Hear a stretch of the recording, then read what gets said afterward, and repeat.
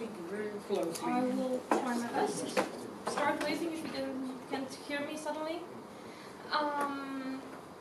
Okay, I'm completely on the opposite side of everything that we've talked so far. I look at what happens with waste generally after incineration. And I was talking to James a bit earlier that we didn't define what waste is today to everybody. And what I always say is that it's not waste until you waste it. So what I'm trying to do at least is gain some new value from what we now call waste. So then I tend to call them byproducts and not wastes, because they're not waste. I don't waste them, I use them as a resource. So let me show you how that works. If we talk about sustainable energy in the Netherlands, you have all the common things like you have solar power, which is very, very, very tiny. You cannot really see it. It's here like a little yellow line. Biogas is on the rise. Wind energy is a big thing. And then what you have is this incineration of different things. So municipal solid waste incineration, what this last talk was about, is on the rise a lot in the last few years. This goes only up to 2010, but it goes further up later on. And what else is interesting is biomass incineration, so what the so-called bioenergy plants. But I will talk a bit about each of them. So if we look at municipal solid waste incineration, so all this trash collected by the municipality and then brought to this really large oven for incineration. Well, what you get is first of all a very large reduction of the solid waste. That wasn't supposed to happen. So you get about 90% in volume reduction of your waste, and that's about 70% of mass. And what happens is that you generate energy and also heating, but you also produce these combustion residues, which have really poor physical and chemical properties, but there are ways to handle that. On the other hand, you have the building and construction industry, which consumes a lot of raw materials, which pollutes the environment, which consumes energy instead of generating it. And there, the only advantage we can bring is to reuse and recycle materials into new construction or building materials. So economically, of course, there are a lot of advantages. They're quite easy to see. Environmentally, however, the story is much more complex. So what I do is go to the lab with all of this and do a bit of detective work, like in the movies. Look at all these materials from all possible points of view, physical, chemical, environmental, use all these techniques to find out how they can affect the environment and how they compare to other building materials, how they can be reused. If they cannot, then do you need some treatments, what kind of treatments you can do. And after that, design these new building materials and test them. Well, that's all about that. I'm not going to go further. But what happens when you have a building material or already a building, a construction? How it will react and interact with its environment? Well, they're very easy to see things. For instance, the decay in certain types of environments. Here you have a piece of concrete in seawater. But there are also microstructural changes which are not so easy to see, but which are actually the ones that will affect the environment the most. So if you think about waste, then you also immediately think about the fact that it's toxic for the environment. And it's toxic for the environment because it leaches out all these contaminants, which then make it into the soil, make it into the water. So one way to get rid of that is to treat it, but then you will generate other waste, like wastewater, for instance. Or you could put it into building materials where it will be immobilized, and all these contaminants will just stay there and not get out. Well, there's a lot of environmental legislation, and this is just to be able to give you an idea. Don't look too closely. In the Netherlands, there are two main decrees talking about this. One is the soil quality decree, which talks about building materials. I know, not very intuitive. It has these 3 columns. So if you investigate your material in the lab and you see what leaches out from it, which contaminants are there and which are the levels, you can put it in one of these 3 columns. So it can be a shaped building material, like a brick, so it needs to hold its shape in time. It can be non-shaped, like sand or larger aggregates, something in smaller pieces. Or it can be in this column, which is a column for materials that need isolation and production methods, like what you put under roads, for instance, and then you cover it with all these layers of plastics and other things so that they're completely isolated from the environment. Well, this is the column where most of the incineration waste has been falling into as building material so far. So very low-grade use and very protected from the environment. Well, what's happening now is that by next year, only 50% of the generated waste byproducts from incineration can go into this category. In 2020, this completely disappears. This won't exist anymore, so you won't be allowed to use it like that. So still, what to do with it? Well, you cannot landfill it either. There's a second piece of legislation talking about what you can landfill. And that also has its own columns, and depending on how contaminated your waste is, it will get progressively more expensive to landfill it. So if it's rather inert, like just a normal sand, then it won't cost much, but then it has to have very little contamination. And then it can be non-hazardous or hazardous. And then you can have this column where it's really you're not allowed to landfill it. You have to treat it, you have to send it to treatment plants in order to be able to pay a lot of money to then landfill it. So the legislation is rather strict, and these are all the things we need to consider when we think about how to use this waste as a resource and not waste it. So then, okay, you do all these tests in the lab, and then for landfills there are a lot of other criteria on top of those tables.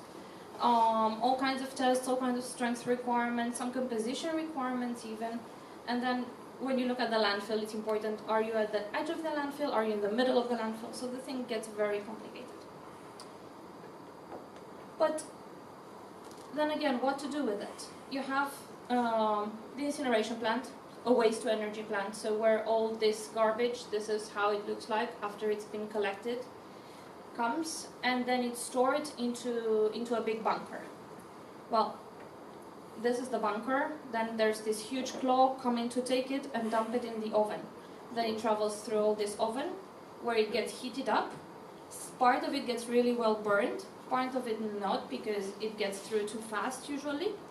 And then at the end you have a big pile of, hopefully, just mineral material that you can reuse. Well, also you generate a lot of these byproducts.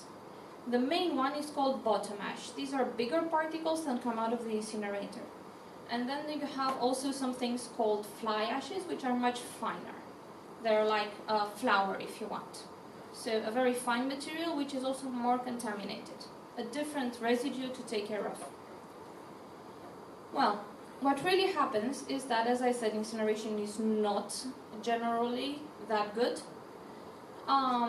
So what you get is a material that still has plastics inside, still has paper inside, which you would not believe because it gets incinerated at around 800 degrees. So you would think really some paper should not get out. Well, you can find coffee cups, for instance, quite a lot of them in the final waste, because this incineration is based on volume and not on how thorough it gets incinerated. So what can you do? Well, we get back to this post-separation, which should happen before incineration, but it also needs to happen after. And you can separate films, like plastic bags, for instance. You can separate by air, just paper or really flimsy plastic that will just fly out. And then you get all this plastic coming out from the incinerated waste, which you then compact and send back to plastic recycling. And then hopefully you have something mineral. Well, not. You have still a lot of metals. So then there's this long line of separation again. So the material comes by truck, And then you have magnets that will just spit out all the ferrous materials, and then you get them in a large pile separately, and those you send to a metal recycling plant. Well, you also separate non-ferrous materials such as aluminum, and generally you have aluminum cans, the beer cans that come in this part. They're already shredded into tiny pieces, so the separation is not very efficient, but again you get a pile of something that goes into another recycling stream.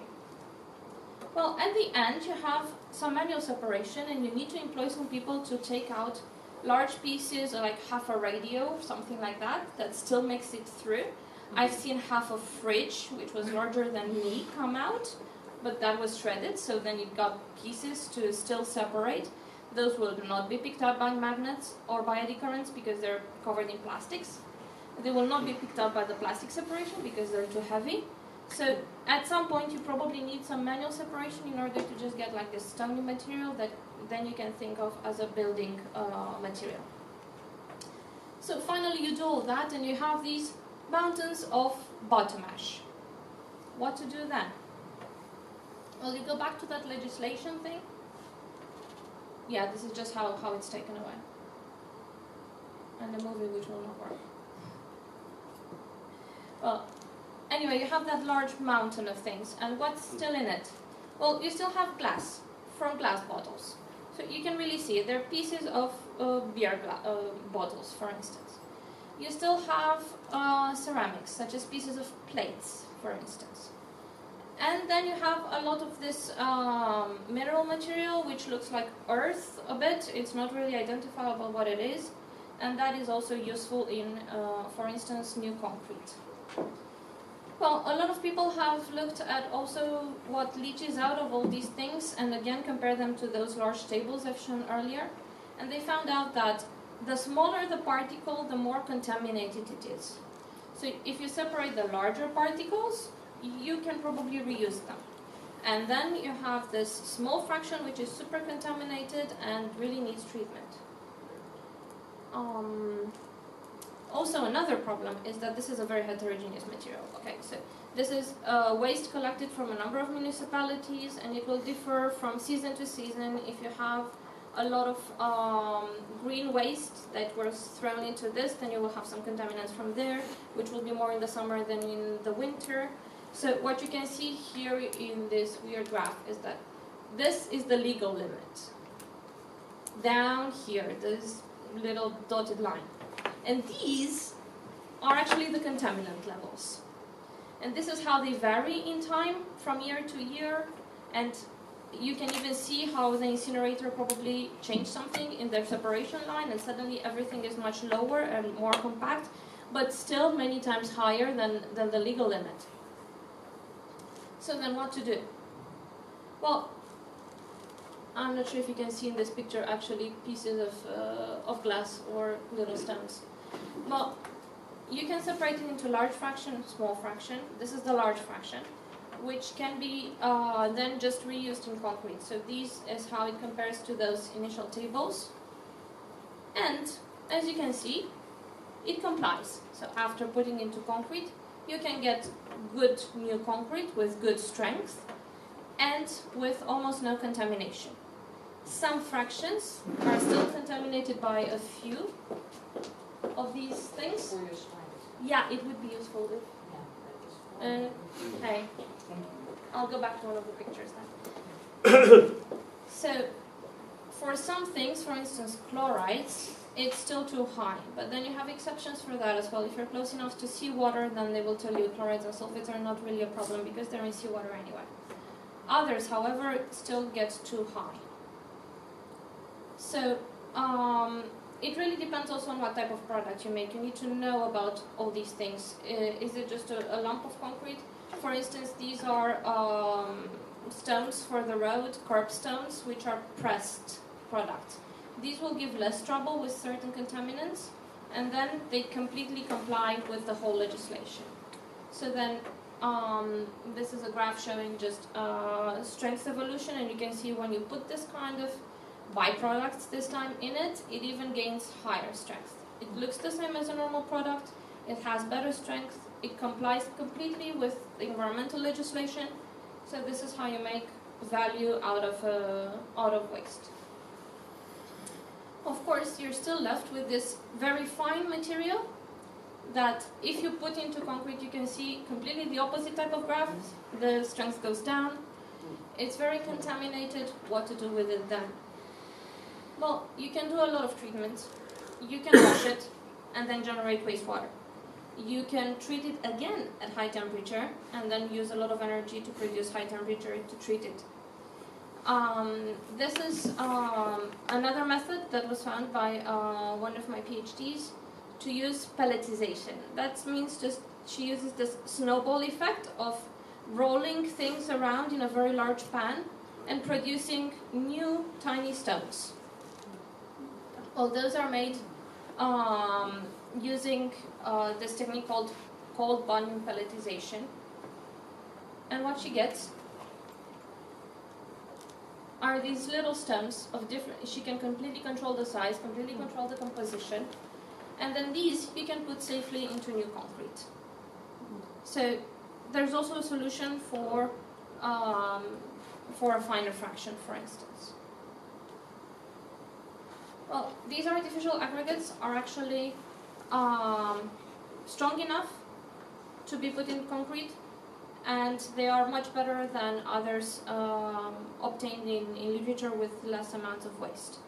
So, and also they leach well under the environmental value. So these are really usable as new aggregates in concrete, for instance. And then you can use less river stones and more of this product. Well, the story is exactly the same if you look at other types of incineration ashes. These come from municipal solid waste, but you can incinerate biomass, you can incinerate paper sludge, and get finer materials, but with very similar stories. So, for instance, if you incinerate biomass, and especially if it's contaminated biomass, for instance, wood coming from construction, wood that has been painted, so that will have lead and also other contaminants in it, then you will get some contaminated ashes. But the plant still is the same. You collect the waste, it goes through a big oven, and then you get these different wastes out and heat and electricity. Well, this is how these ashes look like, and you can see it also, they still have unincinerated stuff, like tiny pieces of carbon on it, which really should not happen from the incineration treatment. But same type of graph with a line showing legal limits and how things are way above it. We did a lot of different treatments. We tried different combinations, different washing steps, grinding them, and so on. And we managed to get materials that comply with the leaching legislation and which then have comparable, if not even higher strength when put into mortars and concrete. A similar thing for paper sludge. Well, paper sludge already comes from the recycling of paper. So you recycle paper into new paper, and also you get as a byproduct this sludge, which then you can also send to an oven and get again a fly ash and electricity.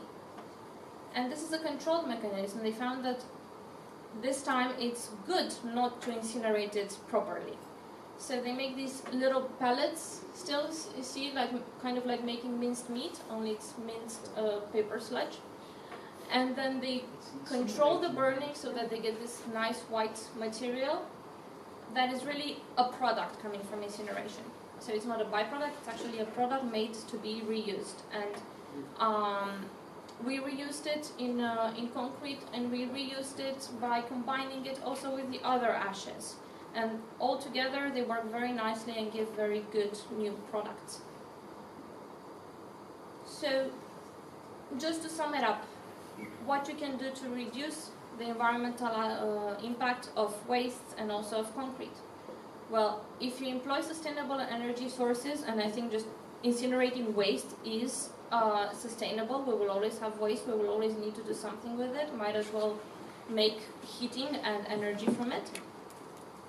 And these byproducts, which then you can incorporate in, for instance, new concrete. And Also, the story is the same for recycled concrete, by the way. If you talk about recycled concrete, instead of all these incineration waste, it's still the same. You still need to see how it compares to certain legal limits, and then how to use it in new products and give it a second life. So, kind of the same thinking behind it can be used also for concrete from demolition, for instance. So, that's it from me. Thank you. Okay.